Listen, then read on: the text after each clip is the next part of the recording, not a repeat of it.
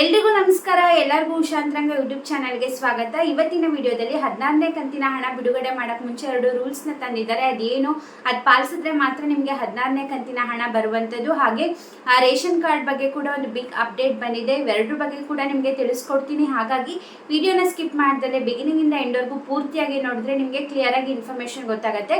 ಯಾರೆಲ್ಲ first time channel ನೋಡ್ತಾ ಇದ್ದೀರಾ, ನನ್ನ ಹೆಸರು ಉಷಾಂತರಂಗ ಯೂಟ್ಯೂಬ್ ಚಾನಲ್ನ ಸಬ್ಸ್ಕ್ರೈಬ್ ಮಾಡಿಕೊಂಡು ಬೆಲ್ ಐಕನಲ್ಲಿ ಆಲ್ ಅಂತ ಸೆಲೆಕ್ಟ್ ಮಾಡ್ಕೊಳ್ಳಿ. ಆವಾಗ ನಾನು ಯಾವುದೇ ಹೊಸ ವಿಡಿಯೋ ನಿಮಗೆ ಅಪ್ಲೋಡ್ ಮಾಡಿದಾಗ ನೋಟಿಫಿಕೇಶನ್ ಬಂದಿರುತ್ತೆ. ನಿಮ್ಮ ಫ್ರೀ ಟೈಮಲ್ಲಿ ನನ್ನ ಎಲ್ಲ ವೀಡಿಯೋಸ್ನ ಮಿಸ್ ಮಾಡ್ದಲ್ಲೇ ನೋಡ್ಬೋದು. ಹಾಗೆ ನೋಡ್ತಿರೋ ಪ್ರತಿಯೊಬ್ಬರು ಕೂಡ ವಿಡಿಯೋಗೆ ಲೈಕ್ ಮಾಡಿ. ತುಂಬ ಜನ ನೋಡ್ತಾ ಇದ್ದೀರಾ ವಿಡಿಯೋಸು, ಆದರೆ ಲೈಕ್ ಮಾಡ್ತಾ ಇಲ್ಲ. ಸೊ ಲೈಕ್ ಮಾಡಿ, ಇದು ನಿಮಗೆ ಫ್ರೀ ಆಗಿರುತ್ತೆ. ನೀವು ಲೈಕ್ ಮಾಡೋದ್ರಿಂದ ನನಗೆ ಇನ್ನೂ ಕೂಡ ಮೋಟಿವೇಶನ್ ಸಿಗುತ್ತೆ. ಇದೇ ರೀತಿ ನಿಮಗೆ ಹೆಲ್ಪ್ಫುಲ್ ಆಗುವಂತಹ ಯೂಸ್ಫುಲ್ ಇನ್ಫಾರ್ಮೇಷನ್ನ ಕೊಡುವಂಥ ಪ್ರಯತ್ನ ಮಾಡ್ತಿರ್ತೀನಿ. ರಾಜ್ಯ ಸರ್ಕಾರದಿಂದ ಆಗಿರ್ಬೋದು ಅಥವಾ ಕೇಂದ್ರ ಸರ್ಕಾರದಿಂದ ಯಾವುದೇ ಬರುವಂತಹ ಹೊಸ ಅಪ್ಡೇಟ್ಗಳ ಬಗ್ಗೆ ಮಾಹಿತಿ ಆಗಿರ್ಬೋದು ಅಥವಾ ಹೊಸ ಯೋಜನೆಗಳ ಬಗ್ಗೆ ಮಾಹಿತಿ ಆಗಿರ್ಬೋದು, ಪ್ರತಿಯೊಂದನ್ನು ಕೂಡ ನೀವು ನನ್ನ ಚಾನಲಲ್ಲಿ ನೋಡ್ಬೋದು. ಹಾಗೆ ನೀವು ಡೈಲಿ ನನ್ನ ಯೂಟ್ಯೂಬ್ ಶಾರ್ಟ್ಸ್ ಕೂಡ ಚೆಕ್ ಮಾಡಿದರೆ ಅದರಲ್ಲಿ ಕೂಡ ಡೈಲಿ ನ್ಯೂಸ್ ಅಪ್ಡೇಟ್ನ ತಿಳಿಸ್ತಾ ಇರ್ತೀನಿ. ಹಾಗೆ ನೀವು ನನ್ನ ಇನ್ಸ್ಟಾಗ್ರಾಮಲ್ಲಿ ಕೂಡ ಫಾಲೋ ಮಾಡ್ಬೋದು. ಲಿಂಕ್ ಡಿಸ್ಕ್ರಿಪ್ಷನ್ನಲ್ಲಿ ಇರುತ್ತೆ. ಆ ಲಿಂಕ್ನ ಕ್ಲಿಕ್ ಮಾಡಿದರೆ ನನ್ನ ಪೇಜ್ನ ಫಾಲೋ ಮಾಡ್ತೀರಾ. ಸೊ ಎಲ್ಲರೂ ಕೂಡ ಸಪೋರ್ಟ್ ಮಾಡಿ, ಹಾಗೆ ಎನ್ಕರೇಜ್ ಮಾಡಿ. ನಿಮ್ಮ ಫ್ರೆಂಡ್ಸ್, ರಿಲೇಟಿವ್, ಫ್ಯಾಮಿಲೀಸ್ ಎಲ್ಲರಿಗೂ ಕೂಡ ನನ್ನ ವೀಡಿಯೋಸ್ ಲಿಂಕ್ನ ಶೇರ್ ಮಾಡಿ. ಇನ್ನಷ್ಟು ಜನಗಳಿಗೆ ನನ್ನ ವೀಡಿಯೋಸ್ ರೀಚ್ ಆಗುತ್ತೆ. ಬನ್ನಿ ವಿಡಿಯೋನ ಸ್ಟಾರ್ಟ್ ಮಾಡೋಣ. ಮೊದಲನೇದಾಗಿ ಗೃಹಲಕ್ಷ್ಮಿ ಯೋಜನೆ 15 ಕಂತಿನವರೆಗೂ ನಿಮಗೆ ಹಣ ನಿಮ್ಮ ಖಾತೆಗಳಿಗೆ ಬಂದಿದೆ. ಇನ್ನು 16ನೇ ಕಂತಿನ ಹಣ ಕೂಡ ಅತಿ ಶೀಘ್ರದಲ್ಲೇ ಬಿಡುಗಡೆ ಮಾಡ್ತೀವಿ ಅಂದ್ಬಿಟ್ಟು ಹೇಳಿದ್ದಾರೆ. ಬಟ್ ಅದಕ್ಕೆ ಮುಂಚೆ ಏನೆಲ್ಲ ಕಂಡೀಷನ್ಸ್ ಹೇಳಿದ್ದಾರೆ ಅಂದರೆ, ಕೆಲವೊಬ್ರು ಏನು ಮಾಡ್ತಿದ್ದಾರೆ ಅಂತಂದರೆ, ನಿಮಗೆ ಹಿಂದೆ ವೀಡಿಯೋಸಲ್ಲಿ ತಿಳಿಸಿದ್ದೀನಿ ಯಾರ್ದೆಲ್ಲ ಪೆಂಡಿಂಗ್ ಹಣ ಇದೆ ಗೃಹಲಕ್ಷ್ಮಿ ಯೋಜನೆದು, ಅವ್ರಿಗೆಲ್ಲ ಈ ಡಿಸೆಂಬರ್ 30ನೇ ತಾರೀಕು ಒಳಗೆ ಎಲ್ಲರ ಪೆಂಡಿಂಗ್ ಹಣ ಕೂಡ ಅವರವರ ಖಾತೆಗೆ ಜಮೆ ಮಾಡ್ತೀವಿ ಅಂದ್ಬಿಟ್ಟು ಸ್ವತಃ ಲಕ್ಷ್ಮೀ ಹೆಬ್ಬಾಳ್ಕರ್ ಅವರೇ ತಿಳಿಸಿರುವಂಥದ್ದು. ಬಟ್ ಇವಾಗ ಏನು ಪ್ರಾಬ್ಲಮ್ ಆಗ್ತಾ ಇದೆ ಅಂದರೆ, ಗೃಹಲಕ್ಷ್ಮಿಯರು ಇವಾಗ ಹಣ ಬಿಡುಗಡೆ ಮಾಡಿದಾಗ ಒಬ್ಬೊಬ್ಬರಿಗೆ ಫಸ್ಟ್ ಡೇನೇ ಬಂದುಬಿಡುತ್ತೆ. ಕೆಲವೊಬ್ಬರಿಗೆ 3-4 ದಿನ ಆದಮೇಲೆ ಅವರ ಖಾತೆಗೆ ಹಣ ಬರುತ್ತೆ. ಕೆಲವೊಬ್ಬರಿಗೆ 1 ವಾರ ಆದರೂ ಕೂಡ ಬಂದಿರಲ್ಲ. ಆವಾಗ ಏನು ಮಾಡ್ತಿದ್ದಾರೆ ಮಹಿಳೆಯರು, ಇವರಿಗೆ ಹಣ ಬಿಡುಗಡೆ ಆಗಿದ್ದು ಫಸ್ಟ್ ದಿನನೇ ಬಂದಿದೆ ಅಂದರೆ ಅವ್ರು ಯಾವ ಬ್ಯಾಂಕಲ್ಲಿ ಅಕೌಂಟ್ ಇಟ್ಟಿರ್ತಾರೋ ಇವರು ಕೂಡ ಅದೇ ಬ್ಯಾಂಕಿಗೆ ಹೊಸ ಅಕೌಂಟ್ನ ಕ್ರಿಯೇಟ್ ಮಾಡ್ತಿದ್ದಾರೆ. ಆ ಥರ ಆದಾಗ ಸರ್ಕಾರದವ್ರಿಗೂ ಕೂಡ ಹಣ ಜಮೆ ಮಾಡೋಕ್ಕೆ ಕನ್ಫ್ಯೂಷನ್ ಆಗುತ್ತೆ. ಯಾಕೆ ಅಂತಂದರೆ, ನೀವು ಅಕಸ್ಮಾತ್ ಹೊಸ ಅಕೌಂಟ್ನ ಕ್ರಿಯೇಟ್ ಮಾಡಿ ಅದಕ್ಕೆ ನೀವು ನಿಮ್ಮ ಆಧಾರ್ ಕಾರ್ಡ್ನ ಲಿಂಕ್ ಎಲ್ಲ ಮಾಡಿದಾಗ ಅದು ಕೂಡ ಇವಾಗ ಏನು ಗೃಹಲಕ್ಷ್ಮಿ ಯೋಜನೆ ಹಣ ನಿಮ್ಮ DBT ಮುಖಾಂತರ ನಿಮ್ಮ ಅಕೌಂಟಿಗೆ ಬರುತ್ತೆ, ಆ ಸರ್ವರ್ಗೆ ಅಪ್ಡೇಟ್ ಆಗೋಕ್ಕೆ ಸ್ವಲ್ಪ ಟೈಮ್ ತೊಗೊಳುತ್ತೆ. ಹಾಗಾಗಿ ನಿಮಗೆ ಹಣ ಬರೋದು ಇನ್ನೂ ಕೂಡ ತಡ ಆಗುತ್ತೆ. ಹಾಗಾಗಿ ಇದನ್ನು ಲಕ್ಷ್ಮೀ ಹೆಬ್ಬಾಳ್ಕರ್ ಅವರು ಕೂಡ ಸಾಕಷ್ಟು ಬಾರಿ ತಿಳಿಸಿದ್ದಾರೆ. ನಿಮ್ಮ ಯಾವ್ದು ಅಕೌಂಟ್ ಇದೆ, ನಿಮಗೆ ಸ್ಟಾರ್ಟಿಂಗಿಂದ ನೀವು ಯಾವ ಅಕೌಂಟನ್ನು ಯೂಸ್ ಮಾಡ್ಕೊಂಡು ಬಂದಿದ್ದೀರಾ, ಸ್ಟಾರ್ಟಿಂಗಲ್ಲೇ ಯಾವ ಅಕೌಂಟಿಗೆ ನಿಮ್ಮ ಹಣ ಬರ್ತಿರುತ್ತೆ ಅದೇ ಅಕೌಂಟೇ ಇರಲಿ. ನಿಮಗೆ ಬರೋದು ಸ್ವಲ್ಪ ತಡ ಆದರೂ ಪರವಾಗಿಲ್ಲ. ಬಟ್ ಅದೇ ಪದೇ ಚೇಂಜ್ ಮಾಡ್ತಿದ್ರೆ ಸರ್ವರ್ಗೂ ಕೂಡ ಅಪ್ಡೇಟ್ ಆಗೋಕ್ಕೆ ಟೈಮ್ ತೊಗೊಳುತ್ತೆ. ಆವಾಗ ನಿಮಗೆ ಇನ್ನೂ ಲೇಟ್ ಆಗುತ್ತೆ. ಅಪ್ಡೇಟ್ ಆಗೋವರೆಗೂ ಕೂಡ ನಿಮಗೆ ಹಣ ಜಮೆ ಮಾಡೋಕ್ಕಾಗೋದಿಲ್ಲ ಅವರು. ಸೊ ಹಾಗಾಗಿ ನಿಮ್ಮ ಅಕೌಂಟ್ ಯಾವುದಿರುತ್ತೋ ಅದನ್ನೇ ಇಟ್ಕೊಳ್ಳಿ. ಯಾರಿಗೋ ಫಸ್ಟ್ ಡೇ ಬಂತು ಅಥವಾ ಯಾರಿಗೋ ಸೆಕೆಂಡ್ ಡೇ ಬಂತು, ಅಲ್ಲಿ ಬ್ಯಾಂಕ್ ಅಕೌಂಟ್ ಓಪನ್ ಮಾಡಿದರೆ ನಮಗೆ ಬೇಗ ಬರುತ್ತೆ, ಅಥವಾ ಪೋಸ್ಟ್ ಆಫೀಸಲ್ಲಿ ಅಕೌಂಟ್ ಓಪನ್ ಮಾಡಿದರೆ ಬೇಗ ಬರುತ್ತೆ ಅಂತ ಆ ಥರ ಏನಿಲ್ಲ.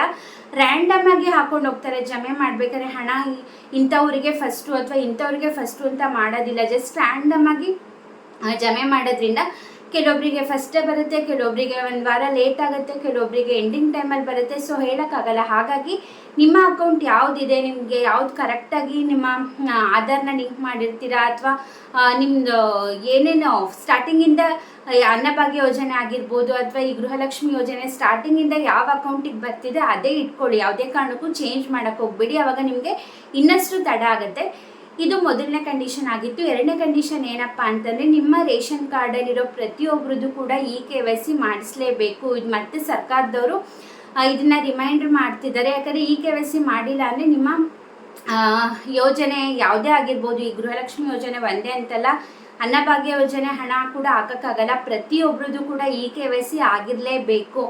KYC ಅಂದರೆ ನಿಮ್ಮ ರೇಷನ್ ಕಾರ್ಡ್ಗೆ ನಿಮ್ಮ ಆಧಾರ್ ಕಾರ್ಡ್ನ ಲಿಂಕ್ ಮಾಡುವಂಥದ್ದು. ಅಕಸ್ಮಾತ್ ನೀವು ಮಾಡಿಸಿಲ್ಲ ಅಂದರೆ, ನೀವೆಲ್ಲಿ ಪ್ರತಿ ತಿಂಗಳು ಡಿಪೋಗೆ ಹೋಗಿ ರೇಷನ್ ತೊಗೋತೀರಾ ನ್ಯಾಯಬೆಲೆ ಅಂಗಡಿನಲ್ಲಿ, ಅಲ್ಲೋದ್ರೆ ಸಾಕು, ನಿಮ್ಮ ಯಾರ್ದಕ್ಕೆ KYC ಆಗಿರಲ್ಲ ರೇಷನ್ ಕಾರ್ಡ್ ಮತ್ತು ಅವರ ಆಧಾರ್ ಕಾರ್ಡ್ನ ತೊಗೊಂಡೋದ್ರೆ ಲಿಂಕ್ ಮಾಡಿ ಕೊಡ್ತಾರೆ. ಪ್ರತಿಯೊಬ್ಬರದ್ದು ಆಗಬೇಕು. ನಿಮ್ಮ ರೇಷನ್ ಕಾರ್ಡಲ್ಲಿ 5 ಜನ ಅಥವಾ 3 ಜನ ಎಷ್ಟು ಜನ ಇರ್ತೀರೋ ಅಷ್ಟು ಜನದ್ದು ಕೂಡ ಕಂಪಲ್ಸರಿಯಾಗಿ ಆಗಿರಲೇಬೇಕು. ಅಕಸ್ಮಾತ್ ನಿಮಗೆ ಡೌಟ್ ಇತ್ತು ನಮ್ದು KYC ಆಗಿದೆಯಾ ಇಲ್ವಾ ಹೇಗೆ ಗೊತ್ತಾಗುತ್ತೆ ಅಂತಂದರೆ, ನೀವು ನ್ಯಾಯಬೆಲೆ ಅಂಗಡಿಗೆ ಎಲ್ಲಿ ರೇಷನ್ ತೊಗೊಳಕ್ಕೆ ಹೋಗ್ತೀರಾ ಅಲ್ಲಿ ಕೇಳಿದ್ರೆ ಅವ್ರು ಚೆಕ್ ಮಾಡಿ ಹೇಳ್ತಾರೆ ಈ KYC ಎಲ್ಲದು ಆಗಿದೆಯಾ ಇಲ್ವಾ ಅಂದ್ಬಿಟ್ಟು. ಆ ಥರ ನೋಡಿ ನೀವು ಕನ್ಫರ್ಮೇಷನ್ ಮಾಡ್ಕೊಳ್ಳಿ. ಇದು ಕಂಪಲ್ಸರಿ ಮಾಡಿದರೆ ಮಾಡಿಸ್ಕೊಳ್ಳಿ, ಇಲ್ಲಾಂದರೆ ನಿಮಗೆ ಹಣ ಬರೋದು ನಿಂತೋಗುತ್ತೆ. ಅದು ಅನ್ನಭಾಗ್ಯ ಯೋಜನೆ ಆಗಿರ್ಬೋದು, ಗೃಹಲಕ್ಷ್ಮಿ ಯೋಜನೆ ಆಗಿರ್ಬೋದು, ಇದು ಕಂಪಲ್ಸರಿ ಮಸ್ಟ್ ಆ್ಯಂಡ್ ಶುಡ್ ಅಂತ ಹೇಳಿದ್ದಾರೆ. ಸೊ ಮಾಡಿಸಿಲ್ಲ ಅಂದರೆ ಆದಷ್ಟು ಬೇಗ ಹೋಗಿ ಮಾಡಿಸ್ಕೊಳ್ಳಿ. ಇದು ಗೃಹಲಕ್ಷ್ಮಿ ಬಗ್ಗೆ ಅಪ್ಡೇಟ್ ಆಯಿತು.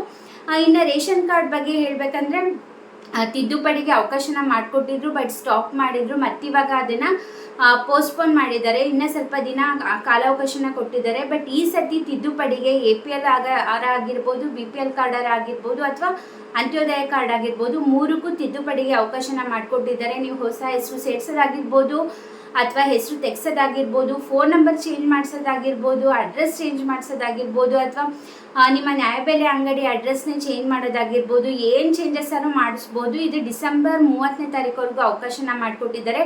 ನಿಮ್ಮ ಹತ್ತಿರದ CSC ಸೆಂಟರ್ಸಲ್ಲಿ ಮಾಡಿಸ್ಬೋದು, ಬೆಂಗಳೂರು 1, ಗ್ರಾಮ 1, ಕರ್ನಾಟಕ 1 ಎಲ್ಲಿ ಬೇಕಾದರೂ ಹೋಗಿ ಮಾಡಿಸ್ಬೋದು. ಬಟ್ ಏನಪ್ಪ ಅಂತಂದರೆ ಒಂದೊಂದು ಕಡೆ ಸರ್ವರ್ ಬಿಟ್ಟಿಲ್ಲ, ಕೆಲವೊಂದು ಕಡೆ ಸರ್ವರ್ ಬಿಟ್ಟಿದ್ದಾರೆ. ಏನಕ್ಕೆ ಈ ಥರ ಆಗ್ತಾ ಇದೆ ಅಂದರೆ ನಿಮಗೆ ಸಾಕಷ್ಟು ಬಾರಿ ಹೇಳಿದ್ದೀನಿ, ಸರ್ವರ್ನ ಅಂದರೆ ವೆಬ್ಸೈಟ್ನ ಚೇಂಜ್ ಮಾಡ್ತಿದ್ದಾರೆ. ಒಂದು ಸರ್ವರಿಂದ ಇನ್ನೊಂದು ಸರ್ವರ್ಗೆ ಟ್ರಾನ್ಸ್ಫರ್ ಮಾಡ್ತಿದ್ದಾರೆ ಡೇಟಾನ. ಹಾಗಾಗಿ ಕೆಲವೊಂದು ಕಡೆ ಸರ್ವರ್ ಬಿಟ್ಟಿರ್ತಾರೆ, ಕೆಲವೊಬ್ಬರಿಗೆ ಅಂದರೆ ಕೆಲವು ಪ್ಲೇಸಸಲ್ಲಿ ಸರ್ವರ್ ಬಿಟ್ಟಿರಲ್ಲ. ಸೊ ಅಕಸ್ಮಾತ್ ನೀವಿರೋ ಹತ್ರ ಸರ್ವರ್ ಇತ್ತು ಅಂತಂದರೆ ಆದಷ್ಟು ಬೇಗ ಹೋಗಿ ಮಾಡಿಸ್ಕೊಳ್ಳಿ. ಬೆಳಗ್ಗೆ 10:30ಯಿಂದ ಸಂಜೆ 4:30ವರೆಗೂ ಕಾಲಾವಕಾಶನ ಕೊಟ್ಟಿದ್ದಾರೆ. ಏನು ಬೇಕಾದ್ರೆ ಚೇಂಜಸ್ ಮಾಡಿಸ್ಬೋದು, ಹೆಸರು, address, date of birth, phone number, ಏನು ಬೇಕಾದ್ರೆ ತಿದ್ದುಪಡಿ ಮಾಡಿಸ್ಬೋದು. ಸೊ ನಿಮಗೆ ಇದೊಂದು ಒಳ್ಳೆ ಅವಕಾಶ, ಪದೇ ಪದೇ ಮಾಡಿಕೊಡಲ್ಲ. ಸೊ ಪ್ರತಿಯೊಬ್ಬರು ಕೂಡ ಮಾಡಿಸ್ಕೊಳ್ಳಿ. ಅಕಸ್ಮಾತ್ ನಿಮಗೆ ಯೂಸ್ ಆಗಿಲ್ಲ ಅಂದರೆ ಯಾರ ರೇಷನ್ ಕಾರ್ಡ್ ತಿದ್ದುಪಡಿ ಮಾಡ್ಸೋಕ್ಕೆ ಕಾಯ್ತಿರ್ತಾರೆ, ಅವ್ರಿಗೂ ಕೂಡ ಈ ವಿಡಿಯೋ ಲಿಂಕ್ನ ಶೇರ್ ಮಾಡಿ. APL card, BPL card, Antyodaya card ಯಾವ ಕಾರ್ಡಲ್ಲಿ ಬೇಕಾದ್ರೂ ನೀವು ಚೇಂಜಸ್ ಮಾಡ್ಬೋದು.